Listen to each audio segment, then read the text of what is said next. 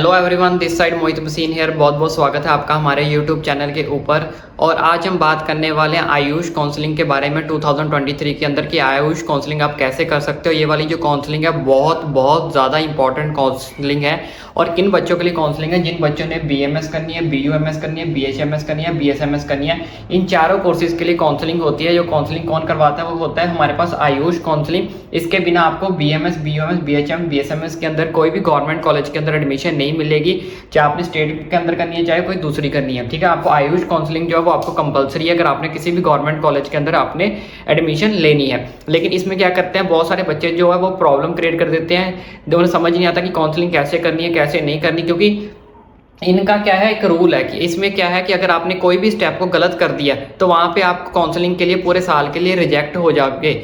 यानी कि ये आपको क्या कर देंगे, डिस्क्वालीफाई कर देंगे, बाहर निकाल देंगे। तो जिसमें अभी मैं आपको सारे के सारे प्रोसेस जो समझाने वाला हूँ अच्छे से कि आपको जो काउंसलिंग है वो कैसे करनी है, किन किन बातों का जो ध्यान रखना है। और एक चीज़ और भी बता देता हूँ कि दोबारा रिपीट कर रहा हूँ कि अगर आपने कोई भी स्टेप मिस कर दिया, ठीक है, तो आप पूरे साल के लिए काउंसलिंग नहीं कर पाओगे। यानी कि आप पूरे का पूरे साल के लिए डिस्क्वालीफाई हो जाओगे काउंसलिंग से। तो इस चीज़ का आपने ध्यान रखना है।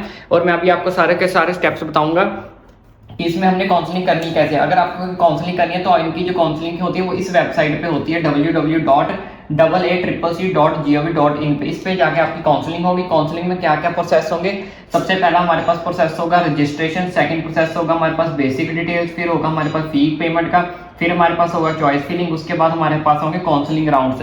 इसमें से अगर आपने किसी में भी मिस्टेक कर दी तो मैं आपको ऑलरेडी बोल चुका हूं कि आप क्या हो जाओगे, डिस्क्वालीफाई हो जाओगे।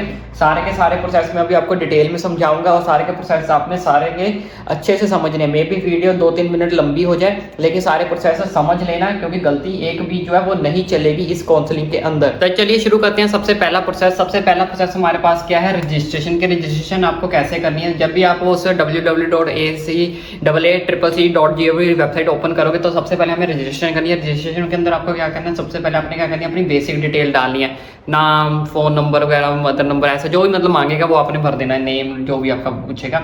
ठीक है, उसके बाद आपने भरनी है ईमेल आईडी और मोबाइल नंबर। ये दो चीजें आपके लिए वहाँ पे कंपलसरी होंगी। ईमेल आईडी भी आपको भरनी पड़ेगी और मोबाइल नंबर भी भरना पड़ेगा। लेकिन इसमें बहुत सारे बच्चे पहले स्टेप में गलती कर देते हैं। पहले स्टेप में वो क्या गलती कर देते हैं, कोई भी उठा के जो है फोन नंबर भर देते हैं। कोई भी उठा के आपने फोन नंबर और ईमेल आईडी नहीं भरनी है। आपने ईमेल आईडी और मोबाइल नंबर वही भरना है जो आपने नीट के एप्लीकेशन फॉर्म में भरा था। Same as NEET application form, वही नंबर आपने भरना है जो आपका नीट एप्लीकेशन फॉर्म में नंबर था। वही ईमेल आईडी आपने भरनी है जो आपके नीट के टाइम आपने फिल करी थी। कोई दूसरा फोन नंबर या दूसरी ईमेल आईडी आपने फिल आउट नहीं करनी है, क्योंकि बहुत सारे बच्चे यहीं पे गलती कर जाते हैं तो उनका जो फॉर्म ही रिजेक्ट हो जाता है। तो पहले स्टेप में ये गलती आपने नहीं करनी है। अब बात कर लेते हैं कि जब भी आप काउंसलिंग करो, एक चीज मैंने यहाँ पे लिखी हुई है नोट, अब ट्राई करो कि पीसी और लैपटॉप का यूज करो। ठीक है, कुछ बच्चे मोबाइल से जो है काउंसलिंग करने स्टार्ट कर देते हैं, तो मैं बोलूंगा उस चीज को अवॉइड करो। आप कोशिश करो कि आप कैफे चले जाओ या कहीं पे भी चले जाओ। ठीक है, पीसी और लैपटॉप की हेल्प लो। ठीक है, उसके बाद बात कर लेते हैं फी पेमेंट की। फी पेमेंट में क्या प्रोसीजर है? फी पेमेंट आपकी दो तरह की होगी। पहले आपकी होगी रजिस्ट्रेशन फी, दूसरी आपकी होगी सिक्योरिटी फी। रजिस्ट्रेशन जो फी होगी वो आपकी नॉन रिफंडेबल होगी, यानी कि वो आपको वापस नहीं मिलेगी। और सिक्योरिटी फी जो है वो रिफंडेबल होगी और वो वापस मिल जाएगी। और मिलेगी कैसे? इन द सेम अकाउंट, जिस अकाउंट से आप पे करोगे उसी अकाउंट में वो आपकी वापस आ जाएगी। ये मैंने ऐसा क्यों बताया, क्योंकि कुछ बच्चे जो है वो कैफे चले जाते हैं। कैफे वाले क्या बोलते हैं, वो बोलते हैं कि हम अपनी तरफ से पेमेंट कर देते हैं, आप हमें कैश दे दो। तो बात इस चीज का ध्यान रखना कि अगर वो चीज रिफंड होगी, ये सिक्योरिटी पेमेंट अगर रिफंड होगी वो फिर उनके अकाउंट में आएगी, वो आपको नहीं मिलेगी। तो अगर आप उनसे ये चीज पहले बात क्लियर कर लेना कि अगर मेरी रिफंड आती है तो आप मुझे वापस कर दोगे या नहीं करोगे। तो इस चीज को बहुत सारे बच्चे जो है वो स्कैम हो जाते हैं, तो इस चीज के ऊपर ध्यान रखना। ठीक है, उसी अकाउंट में आएगी जिस अकाउंट में आप पेमेंट करोगे।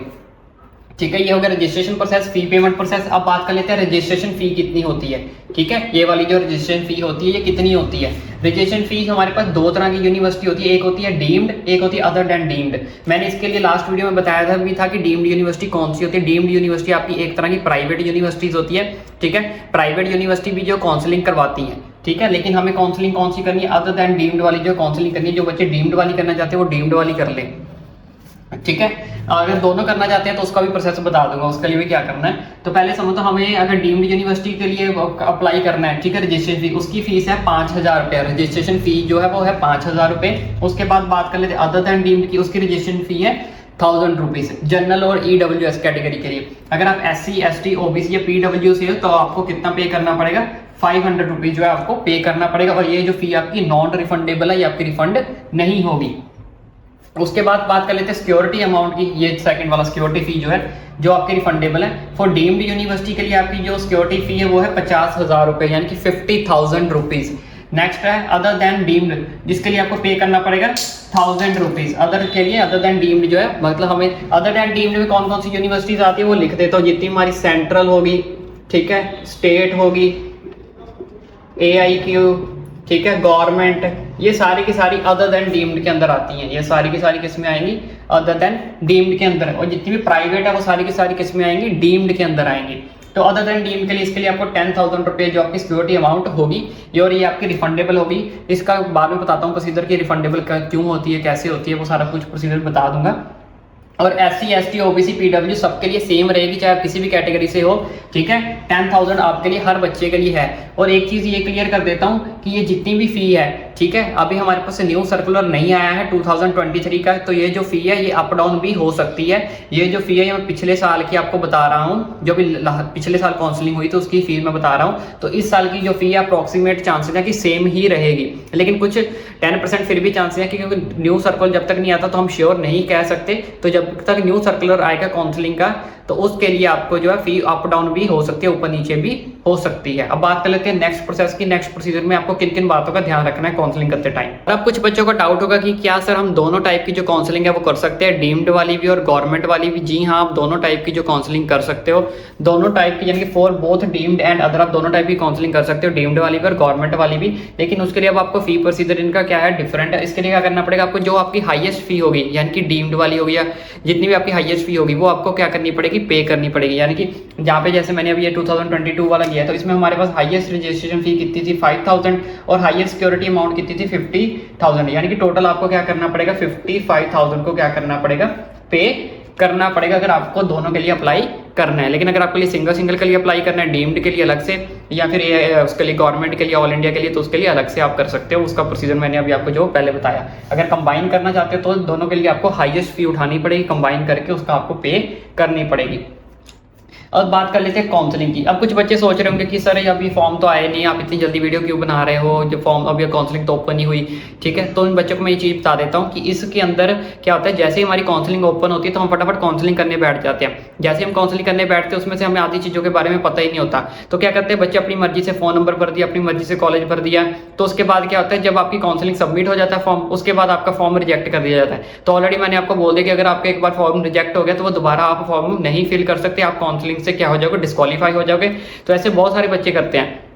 तो जिसकी वजह से क्या होता है, जो कौन से बच्चों के अच्छे नंबर भी आए होते हैं, अच्छे रैंक भी आए होते हैं, उन्होंने फॉर्म अच्छे से फिल नहीं किया होता, काउंसलिंग अच्छे से की नहीं होती, तो वो क्या हो जाता है, डिस्क्वालीफाई हो जाते हैं। तो उसके बाद क्या होता है, जिनका रैंक कम होता है, जो कम मार्क्स होते हैं, वो उनकी सीट जो है उनको मिल जाती है, क्योंकि उन्होंने जो काउंसलिंग अच्छे से की हो जाती है। तो इसलिए कि मैं आपको ये सारा जो प्रोसेस है वो पहले ही बता रहा हूँ कि आप समझ जाओ कि आपको क्या क्या गलतियाँ नहीं करनी है, काउंसलिंग में किन किन बातों का ध्यान रखना है, ठीक है। अब काउंसलिंग शुरू होगी तो काउंसलिंग में पिछले साल की 2 कंडीशंस थी, ठीक है। पिछले साल की 2 कंडीशन थी। क्या पहली कंडीशन थी कि जम्मू कश्मीर के जो बच्चे हैं या कोई भी, वो फॉर्म फिल नहीं कर सकते। जम्मू कश्मीर के लिए अलग से काउंसलिंग कोई होती होगी, इसके अंदर जम्मू कश्मीर वाले बच्चे जो है वो अलाउड नहीं थे। नेक्स्ट क्या थी, पिछले साल बहुत बड़ा झटका भी लगा था किन बच्चों को, DU वालों को, दिल्ली वालों को, ठीक है। दिल्ली वाले के जितने भी कॉलेज थे, DU के अंदर जितने भी कॉलेजेस आते, उन्होंने सबने अपना नाम जो वापस ले लिया था आयुष काउंसलिंग के अंदर। उन्होंने बोला था हम अपनी काउंसलिंग को क्या करेंगे, अलग से करवाएंगे, स्टेट अपनी अलग से काउंसलिंग करवाएंगे, सेपरेट करवाएंगे।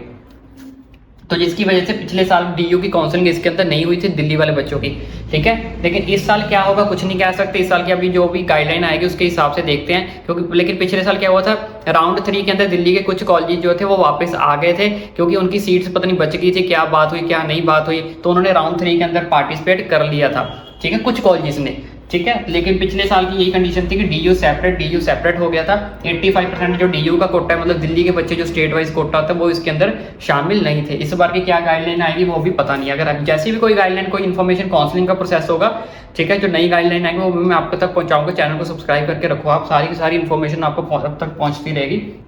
अब बात कर लेते हैं काउंसलिंग राउंड की। बाकी जितने भी स्टेट के बच्चे, बाकी सारे के सारे अलाउड है, बस ये 2 कंडीशन थी। बाकी सारे जितने भी स्टेट बचती हैं, सारे के सारे बच्चे जो है वो आप आराम से काउंसलिंग कर सकते हो, आप सारे के सारे अलाउड हो। उसके बाद काउंसलिंग राउंड की बात करते हैं। काउंसलिंग राउंड के लिए हमारे पास 4 राउंड होंगे, राउंड 1, राउंड 2, राउंड 3। उसके बाद हमारे पास होता है स्टे वैकेंसी राउंड। पहला राउंड 1 होता है, दूसरा राउंड, तीसरा होता है मॉप अप राउंड, चौथा होता है स्टे वैकेंसी राउंड। चौथे वाला राउंड हमारे लिए नहीं होता है। चौथे वाला राउंड सिर्फ उनके लिए होता है जिन्होंने डीम्ड में यूनिवर्सिटी लेनी है। प्राइवेट में अगर जिन बच्चों ने एडमिशन लेनी है उनके लिए लास्ट राउंड होगा, लेकिन जिन बच्चों ने गवर्नमेंट के अंदर एडमिशन लेनी है विदाउट डीम्ड, उनके लिए राउंड 1, राउंड 2 और मॉप अप राउंड, 3 राउंड होंगे हमारे लिए, ठीक है। और जो जिनके लिए डीम्ड यूनिवर्सिटी वाली है जो, उनके लिए सिर्फ एक ही राउंड होता है, वो होता है स्टे वैकेंसी राउंड। इस राउंड को सारा का सारा मैं एक्सप्लेन करूंगा, क्योंकि बहुत सारे बच्चे पहले राउंड में ही गलती कर देते हैं, उसी में बाहर हो जाते हैं, उसी में उनका फॉर्म रिजेक्ट हो जाता है। तो राउंड 1 में क्या क्या गलतियां नहीं करनी है, अगर राउंड 1 में आपको सीट नहीं मिलती तो राउंड 2 में आपको कैसे पहुंचना है, तो उस सबका प्रोसीजर मैं आपको सारा कुछ डिटेल में बताऊंगा।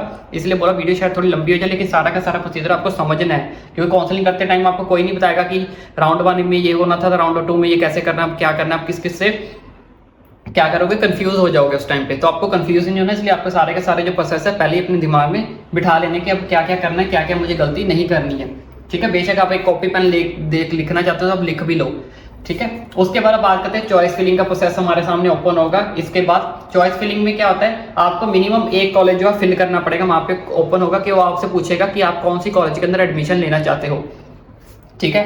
काफी ज्यादा लिस्ट ओपन हो जाएगी, तो उसमें आपको मिनिमम एक कॉलेज तो फिल करना ही करना है, ठीक है। मिनिमम ये वहां पर रिक्वायरमेंट है, अगर आप एक कॉलेज फिल नहीं करोगे, ठीक है, तो वो आपका सबमिट नहीं करेगा, ठीक है। कर भी लेगा लेकिन उसका अलग प्रोसेस है, फिर मैं वो बाद में बताता हूँ, वो नेक्स्ट प्रोसेस है, ठीक है। मैक्सिमम जितने मर्जी कॉलेज फिल कर सकते हो। अगर आपको मान लो मुझे फर्स्ट कॉलेज में प्रेफरेंस डालनी है, आपके फर्स्ट कॉलेज में मुझे एडमिशन ना मिले तो अपने सेकंड कॉलेज डाल देना है, उसी हिसाब से फिर थर्ड, फोर्थ, फिफ्थ, जितने मर्जी कॉलेज डाल सकते हो, लेकिन उतने ही डालने जितनी गवर्नमेंट के अंदर आते हैं। गवर्नमेंट उस लिस्ट के अंदर होंगे, 40 होंगे, 50 होंगे, 35, 60, जितने भी आप सारे भी डाल सकते हो, कोई चक्कर नहीं है, ठीक है। लेकिन मिनिमम आपको एक कॉलेज डालना ही पड़ेगा।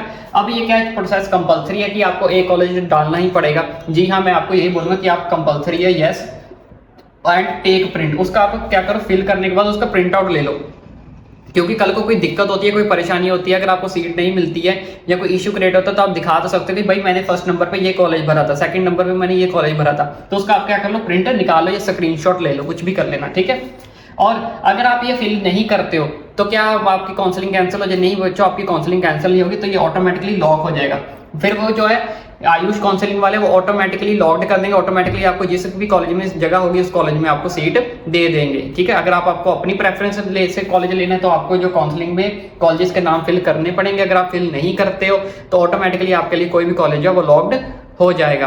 अब बात कर लेते हैं नेक्स्ट प्रोसीजर की। चलिए बच्चों, अब बात करते हैं राउंड्स की, कि राउंड्स के अंदर अगर आपको कैसे काउंसलिंग करनी है। बहुत सारे बच्चे इन राउंड्स के अंदर ही गलती करते हैं, इन राउंड्स के अंदर गलती कर दी तो आप अगेन डिस्क्वालीफाई पक्के हो, ठीक है। तो सबसे पहले हमने काउंसलिंग कर दी, सब कुछ हमने रजिस्ट्रेशन कर दी, हमने फी पेमेंट कर दी, सब कुछ कर दिया। उसके बाद आपके राउंड 1 का रिजल्ट आएगा, जब आप कॉलेजेस की लिस्ट वगैरह भर दोगे, प्रेफरेंस डाल दोगे अपनी, तो उसमें क्या होगा, राउंड 1 के रिजल्ट में या तो आपको गॉट द सीट, या तो आपको उस कॉलेज के अंदर सीट मिल जाएगी जिसमें आपने अपनी प्रेफरेंस डाली है, ठीक है, या तो फिर उसमें सीट आपको नहीं मिलेगी, नो सीट। तो उसमें आपको करना क्या है, अगर आपको लगता है कि वहाँ पे आपको सीट मिल गई है, वो कॉलेज अच्छा है, आपका मनपसंद है कॉलेज है, आपको अच्छा लगता है, चाहे कोई भी है जिसमें भी आपको सीट मिले, अगर आपको लगता है ठीक है तो आप जाके वहाँ पे एडमिशन ले लो, टेक एडमिशन, ठीक है। अगर आपको लगता है कि मुझे यहाँ पे एडमिशन नहीं लेनी, मुझे ये कॉलेज पसंद नहीं है, ठीक है, तो उसके लिए आपको क्या करना है, फिर आपने कुछ नहीं करना, चुपचाप वेट करना है सेकंड राउंड का। उसमें आपको कोई कुछ नहीं करना, ठीक है, एकदम से शांत होकर बैठ जाना, फ्री एग्जिट कर देना। फ्री एग्जिट मतलब होता है आपने कुछ भी किसी भी चीज़ का कोई रिस्पॉन्स नहीं देना है, ना आपने एडमिशन लेने जाना है और ना ही आपने किसी चीज़ का कोई भी रिस्पॉन्स देना है, वेट करना है फिर राउंड 2 का, ठीक है। यानी कि हम किसके लिए जा रहे हैं, गो फॉर अपग्रेडेशन। हम अपग्रेडेशन के लिए जा रहे हैं कि हम राउंड 2 में देखेंगे कि राउंड 2 में मुझे कौन सा कॉलेज मिलता है, कौन सा कॉलेज नहीं मिलता, क्योंकि जो राउंड 1 में मुझे कॉलेज मिला वो मुझे पसंद नहीं है। अब जिन बच्चों को राउंड 1 में सीट मिली ही नहीं, ठीक है, वो क्या जाएंगे, वो तो सीधा जाएंगे ही जाएंगे गो फॉर राउंड 2। उन्हें तो राउंड 2 का जो है वेट करना ही पड़ेगा। लेकिन उसके साथ साथ अब राउंड 2 में होता क्या है, राउंड 2 में क्या होगा, जिन बच्चों ने अभी यहाँ पे रजिस्ट्रेशन नहीं करवाई थी, क्योंकि कुछ बच्चे ऐसे होते हैं जो राउंड 1 की काउंसलिंग करते ही नहीं है, ठीक है। जो बच्चे राउंड 1 की काउंसलिंग नहीं करते हैं तो उन्हें राउंड 2 में जब काउंसलिंग करनी पड़ेगी तो उन्हें फ्रेश दोबारा से रजिस्ट्रेशन करवानी पड़ेगी, ठीक है। लेकिन जिन बच्चों ने राउंड 1 की काउंसलिंग की थी उनको रजिस्ट्रेशन करवाने की जरूरत नहीं है, नो रजिस्ट्रेशन, तब आपको दोबारा रजिस्ट्रेशन नहीं करवानी है। लेकिन जिन बच्चों ने अभी फ्रेश है, जिन्होंने राउंड 1 नहीं की, कुछ बच्चे मिस हो जाते हैं या फिर कुछ बच्चों को पता नहीं चलता, तो उन्हें राउंड 2 में अगर जाना है तो राउंड 2 में उन्हें दोबारा से फ्रेश रजिस्ट्रेशन जो है वो करवानी पड़ेगी। Have not registered in round one, जिन्होंने राउंड वन के अंदर रजिस्टर नहीं किया था, यानी कि जिन्होंने राउंड वन की काउंसलिंग नहीं की थी, उन्हें राउंड टू के अंदर दोबारा से रजिस्ट्रेशन जो है करवानी पड़ेगी। लेकिन अगर आपकी काउंसलिंग फर्स्ट राउंड के अंदर होगी रजिस्ट्रेशन, अगर आपने फर्स्ट काउंसलिंग की थी तब आपको दोबारा से नहीं करवानी है, ठीक है। रिजाइन, अगर आप रिजाइन दे के आए तो कि मतलब मुझे रिजाइन दे देता कि मैंने ये कॉलेज नहीं लेना, तब भी आपको कोई भी दोबारा से रजिस्ट्रेशन नहीं करवानी है, ठीक है। Not reported in round one, ठीक है। लेकिन अगर आपने रजिस्ट्रेशन पहले ही करवा दी थी लेकिन आप राउंड वन के अंदर पार्टिसिपेट नहीं कर पाए, लेकिन आपकी रजिस्ट्रेशन हुई है, तब भी आपको दोबारा रजिस्ट्रेशन नहीं करवानी, मतलब एक सिंगल टाइम ही आपको जो रजिस्ट्रेशन करवानी है। Did not get any seat apply for upgradation, तब आपने कोई भी सीट अगर आपको नहीं मिलती, अगर आप अपग्रेडेशन के लिए भी जाते हो तब भी आपको कोई रजिस्ट्रेशन जो है नहीं करवानी। मतलब कहने का मतलब क्या है, एक बार आपने रजिस्ट्रेशन करवानी है, चाहे राउंड वन से पहले करवा लो चाहे राउंड टू के बाद करवा लो। लेकिन अगर राउंड टू में करवाओगे तो राउंड वन में आप काउंसलिंग नहीं कर सकते, ठीक है। तो उसके बाद आपको करना है, सबसे मेन पार्ट यहाँ पे अटकता है बच्चों का, चॉइस फिलिंग।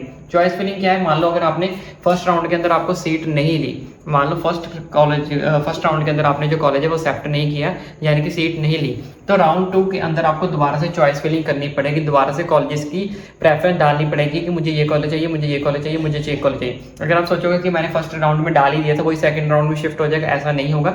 सेकंड राउंड में आपको दोबारा से चॉइस फिलिंग करनी पड़ेगी, चाहे आप फ्रेश हो चाहे आपने रजिस्ट्रेशन नहीं करवाई हुई, ठीक है। अगर करवाई हुई है तब भी आपको चॉइस फिलिंग करनी पड़ेगी, अगर आप फ्रेश हो तब भी आपको चॉइस फिलिंग जो है वो करनी पड़ेगी। ये दोनों बच्चों के लिए कंपलसरी है। अब बात कर लेते हैं राउंड टू का अगर रिजल्ट आता है तो उसके बाद मॉप अप राउंड में क्या होगा क्या नहीं होगा, सारी चीजें अभी आपको डिस्कस करते हैं। अब बात कर लेते हैं राउंड टू के रिजल्ट की। राउंड टू का रिजल्ट बहुत ज्यादा इंपॉर्टेंट है, इस प्रोसेस को ध्यान से समझना, इसमें बहुत सारी कंफ्यूजन है, ठीक है। राउंड टू का रिजल्ट में क्या होगा, जैसे हमने बोला था कि राउंड टू अगर आपने स्किप कर दिया या जो कुछ बचे यहाँ पे रिफ्रेश भी आएगा, मतलब फ्रेश होकर भी आए होंगे जिन्होंने राउंड वन की काउंसलिंग नहीं किया, तो अप्लाइड फॉर कुछ बच्चे होंगे जिन्होंने अप्लाइड फॉर अपग्रेडेशन किया था, जाएंगे जिन्हें राउंड वन का जो कॉलेज था वो पसंद नहीं आया था, तो राउंड टू में क्या होगा, उन्हें नई सीट मिल जाएगी राउंड टू के अंदर, ठीक है। तो राउंड टू में भी सेम, अगर उन्हें न्यू सीट मिलती है तो वहाँ पे वो क्या कर सकते हैं, एडमिशन ले सकते हैं अगर उन्हें वो कॉलेज पसंद है। अगर वो उन्हें कॉलेज पसंद आ गया तो उनका यहीं पे जो काउंसलिंग है वो फर्दर आगे उन्हें नहीं करनी, यहाँ पे उनका नो काउंसलिंग, यहाँ पे उनका जो एडमिशन प्रोसेस हो गया, तो उनका जो काम है वो खत्म हो गया राउंड टू के अंदर, ठीक है। जो बच्चे आपको ग्रेजुएशन के लिए आए थे राउंड वन से राउंड टू के अंदर, अगर उन्हें न्यू सीट मिल गई, न्यू सीट मिलने के बाद उन्हें कॉलेज पसंद है, एडमिशन लो, एडमिशन लेते हैं उनका जो काउंसलिंग का प्रोसेस है वो खत्म हो गया, ठीक है। लेकिन अगर उन्हें राउंड टू वाली सीट या राउंड टू वाला जो कॉलेज है वो भी पसंद नहीं आया, तो फिर उन्हें क्या करना, अगेन फ्री एग्जिट कर जाना, चुपचाप वेट करना है किसका, मॉप अप राउंड का, ठीक है। इसमें एक और प्रोसीजर है वो बाद में बताता हूँ। लेकिन जिन बच्चों को सीट ही नहीं मिली, डिड नॉट गेट सीट, ठीक है, कई बार ऐसा होता है कि राउंड वन में हमें सीट मिल जाती है, राउंड टू में हमें सीट ही नहीं मिलती, ठीक है। एक वो बच्चों के होते हैं जिन्हें राउंड वन जिन्होंने किया ही नहीं, या फिर जिन्होंने राउंड वन में भी मिली या राउंड टू में भी मिली, तो उन्हें क्या करना है, मॉप अप राउंड का वेट करना है। लेकिन जिन बच्चों ने राउंड वन के अंदर काउंसलिंग की थी और उन्हें राउंड वन के अंदर कॉलेज अलॉट हो गया था, तो उनके लिए एक ऑप्शन भी दिया है इन्होंने यहाँ पे, ठीक है। तो यहाँ तो आपके पास ऑप्शन है कि आप go for mop up round के लिए चले जाओ, ठीक है ना। अगर आपको राउंड वन भी पसंद नहीं आया, राउंड टू भी पसंद नहीं आया, तो आपको मॉप अप राउंड में चले जाओ। उन बच्चों ने तो जाना ही जाना जिनको सीट राउंड वन में भी अलॉट नहीं हुई, राउंड टू के अंदर भी अलॉट नहीं हुई। लेकिन जिन बच्चों को राउंड वन में सीट अलॉट हो गई थी लेकिन राउंड टू में नहीं हुई, ठीक है, अब उसका क्या प्रोसेस है, तो फर्स्ट राउंड की जो सीट थी उनको वो उनके लिए रिजर्व रहेगी, कितने टाइम के लिए, 4-5 डेज की। रिजल्ट राउंड टू का जब रिजल्ट आ जाता है, राउंड टू का रिजल्ट मान लो अगर आपको राउंड टू के रिजल्ट में कोई सीट नहीं मिली, ठीक है, अगर आपको कोई सीट नहीं मिली राउंड टू के रिजल्ट के अंदर, लेकिन राउंड वन के अंदर आपको उस कॉलेज मिल गया था, सीट मिल गई थी, तो वो आपकी जो फर्स्ट राउंड वाली सीट है वो आपके लिए रिजर्व रहेगी, कितने टाइम के लिए, 5 डेज के लिए, 5 दिन तक आपके लिए वो सीट रिजर्व रहेगी। 5 दिन में आप अगेन डिस्कस सोच सकते हो कि मुझे वो राउंड वन वाली सीट लेनी है या नहीं लेनी, ठीक है। अगर लेनी हुई तो यहाँ पे जाके एडमिशन ले लेना, अगर नहीं लेनी तो चुपचाप बैठे रहना, यानी कि फ्री एग्जिट कर देना, फिर वेट करना अगला किसका, मॉप अप राउंड का। और कुछ बच्चे के लिए यहाँ पे एक और भी इन्होंने ऑप्शन दिया हुआ है, मान लो आपने न्यू सीट यहाँ पे ले ली, ठीक है, न्यू सीट यहाँ पे राउंड टू के अंदर आपने ले ली, लेकिन आपने एडमिशन करवा ली। एडमिशन करवाने के बाद आप 1 दिन कॉलेज गए, 2 दिन कॉलेज गए, 3 दिन कॉलेज गए, लेकिन आपको लगा कि यार मैंने गलत कॉलेज में पंगा ले लिया, मुझे ये कॉलेज पसंद नहीं है, ये कॉलेज में मुझे इंफ्रास्ट्रक्चर पसंद नहीं है, स्टडी कुछ भी, मतलब आपको कोई भी इशू आता है, तो आप मॉप अप राउंड से 3 दिन पहले, mop up round before 3 days, mop up round होने से 3 दिन पहले उस कॉलेज के अंदर, इस कॉलेज के अंदर आप क्या कर सकते हो, रिजाइन दे सकते हो, रिजाइन दे सकते हो। लेकिन मॉप अप राउंड से 3 दिन पहले आपको रिजाइन देना पड़ेगा। लेकिन 3 दिन से अगर आपने 2 दिन पहले भी दिया या 1 दिन भी पहले दिया, तब आपकी एडमिशन जो है वो कैंसिल नहीं होगी, 3 दिन पहले मॉप अप राउंड से आप रिज़ाइन दे सकते हो। लेकिन अगर आप रिज़ाइन देते हो तो इस केस में आपकी जो है सिक्योरिटी फीस है वो वापस नहीं होगी। इस चीज़ को आपने ध्यान रख लेना कि आप रिज़ाइन तो जरूर दे सकते हो, 3 दिन पहले दे सकते हो अगर आपको कॉलेज पसंद नहीं आता है राउंड 2 वाला, ठीक है, मॉप अप राउंड से 3 दिन पहले। लेकिन आपकी कोई भी जो फीस है, सिक्योरिटी फीस है, वो आपको वापस नहीं मिलेगी। हाँ, लेकिन अगर आप एडमिशन ही नहीं लेते हो, ठीक है, अगर आप एडमिशन नहीं लेते हो, आप सीधा फ्री एग्जिट करके मॉप अप राउंड का वेट करोगे, तब आपकी रजिस्ट्रेशन जो फीस है, सिक्योरिटी फीस जो भी है, वो आपकी जो सिक्योरिटी फीस वापस नहीं होगी। वो सिक्योरिटी फीस आपकी जो है वो आगे कंटिन्यू हो जाएगी अगर आप एडमिशन नहीं लेते हो। लेकिन अगर आप एडमिशन लेने के बाद रिजाइन करते हो तो आपकी सिक्योरिटी फीस आपको नहीं मिलेगी। बात कर लेते हैं मॉप अप राउंड की। मॉप अप राउंड में क्या है, ठीक है, जिन बच्चों ने अब राउंड 1 नहीं भी नहीं किया, राउंड 2 की काउंसलिंग कुछ भी नहीं किया, तो उनको फिर से अगेन फ्रेश रजिस्ट्रेशन जो करवानी ही पड़ेगी, ठीक है। लेकिन जो भी राउंड 1 राउंड 2 ऑलरेडी करके आए उनके लिए कोई रजिस्ट्रेशन नहीं है, नो रजिस्ट्रेशन। लेकिन चॉइस फिलिंग अगेन सबको जो है वो करनी पड़ेगी, चाहे आप राउंड 1 के हो, चाहे आप राउंड 2 के हो, चाहे आप फ्रेश हो, चॉइस फिलिंग हर इंसान को जो है वो करनी ही करनी है। अब मॉप अप राउंड के रिजल्ट की बात कर लेते हैं। बात करते हैं मॉप अप राउंड की। मॉप अप राउंड बहुत ज़्यादा इंपॉर्टेंट राउंड है। इस राउंड को ध्यान से समझें, और कई बार हमें ये राउंड करना भी पड़ता है, कई बार हमें ये राउंड को छोड़ना भी पड़ता है, यानी कि हमें इस राउंड के अंदर बहुत बड़ा रिस्क रहता है। अब रिस्क क्या रहता है, मैं इस चीज़ को आपको क्लियर करता हूँ।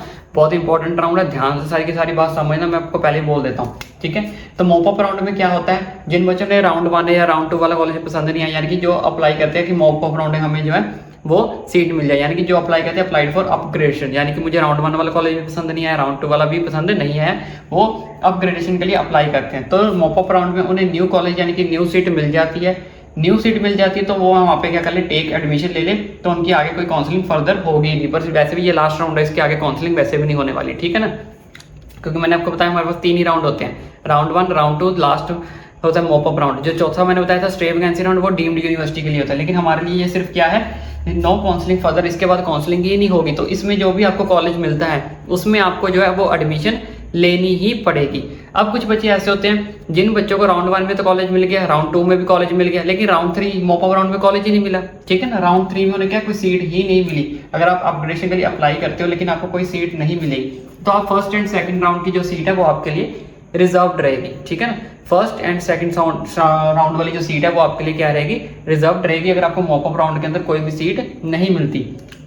अब अगर इन दोनों सीट में से अगर आप कोई सीट नहीं लेते हो, ध्यान से सुनना, अगर आप फर्स्ट राउंड अब सेकंड राउंड वाली सीट में से कोई भी सीट नहीं लेते हो, अब अगर आप कई बच्चे सोचते हैं कि यार नहीं मैं छोड़ देता हूँ, मैं अब स्टेट कोटा की काउंसलिंग करूंगा, मैं ऑल इंडिया लेवल की काउंसलिंग करूंगा, लेकिन अगर आप फर्स्ट एंड सेकंड राउंड की सीट रिजर्व्ड जो है वो अगर आप नहीं लेते हो, तो in future you are no eligible for any counselling. आप फ्यूचर में कोई काउंसलिंग के लिए एलिजिबल ही नहीं रहोगे, चाहे वो स्टेट की हो, चाहे वो ऑल इंडिया की हो, कोई भी काउंसलिंग हो, ये सारा जो डाटा है वो आपका कंप्यूटर पे चला जाएगा, उनके पास डाटा सबमिट हो जाएगा, तो आप किसी भी काउंसलिंग के अंदर एलिजिबल नहीं हो पाओगे। मतलब अब ये आपके लिए कंपलसरी हो गया कि आपको फर्स्ट और सेकंड राउंड में से जो आपको सीट अलॉट हुई थी उसमें से आपको एक जो है वो चूज करना ही पड़ेगा, ठीक है।